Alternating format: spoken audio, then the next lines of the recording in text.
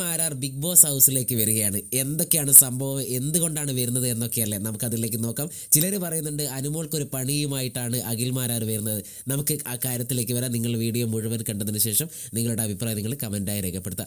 അഖിൽ മാരാർ നമുക്കറിയാം, big boss Malayalam ചരിത്രത്തിൽ വിന്നറായ മത്സരാർത്ഥികളുടെ കൂട്ടത്തിൽ ഏറ്റവും കൂടുതൽ പ്രേക്ഷകരെ എൻ്റർടൈൻ ചെയ്യിച്ച, അതായത് തമാശയായാലും സീരിയസ് ആയാലും ഒരു കാര്യം അവതരിപ്പിക്കുന്ന രീതിയായാലും ഒക്കെ തന്നെ പ്രേക്ഷകരുടെ ഇഷ്ടം നേടിയെടുത്ത് കപ്പുമായി പുറത്തേക്ക് വന്ന മത്സരാർത്ഥികളിൽ ഒരാളാണ് അഖിൽ മാരാർ. അഖിൽ മാരാരെ മലയാളി പ്രേക്ഷകർ അത്രത്തോളം ഇഷ്ടപ്പെട്ടത് ബിഗ് ബോസിൽ വന്നതിന് ശേഷമാണ്.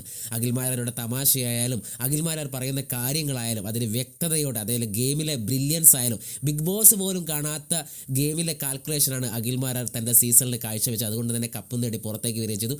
ആ അഖിൽ മാരാർ ഇപ്പോൾ ബിഗ് ബോസ് സീസൺ 7 അകത്തേക്ക് എത്തുകയാണ്. അഖിൽ മാരാർ എത്തുന്നതിന് ഒരു പ്രധാനപ്പെട്ട കാരണമുണ്ട്. പലരും പറയുന്നു അനുമോളെ ഒന്ന് അഖിൽ മാരാർ ചോദ്യം ചെയ്യുമെന്നൊക്കെയാണ്. അങ്ങനത്തെ യാതൊരു സംഭവമില്ല. അഖിൽ മാരാർ വരുന്നത് എന്തിനാണെന്ന് വെച്ചാൽ തൻ്റെ പുതിയ സിനിമയായ മുള്ളൻകൊല്ലി എന്ന ചിത്രത്തിൻ്റെ പ്രമോഷൻ്റെ ഭാഗമായിട്ടാണ് അഖിൽ മാരാർ എത്തുന്നത്. അഖിൽ മാരാർക്കൊപ്പം സെറീനയുമുണ്ട്. മിക്കവാറും ഇന്ന് എത്തും എന്നാണ് അറിയാൻ കഴിഞ്ഞത്. എന്തായാലും അഖിൽ മാരാർ വന്നതിന് ശേഷം അഖിൽ മാരാർ എന്തൊക്കെ പറയും, സിനിമയുടെ പ്രമോഷൻ മറ്റു കാര്യങ്ങൾ എന്തെങ്കിലും പറയുമോ എന്ന് നമുക്ക് നോക്കാം. നേരത്തെയും സിനിമാ പ്രമോഷനായിട്ട് ദിലീപ് ഏട്ടനൊക്കെ വന്നിട്ടുണ്ടായിരുന്നു. എന്തായാലും നമുക്ക് കാത്തിരുന്ന് കാണാം അഖിൽ മാരാരുടെ ആ എൻട്രി.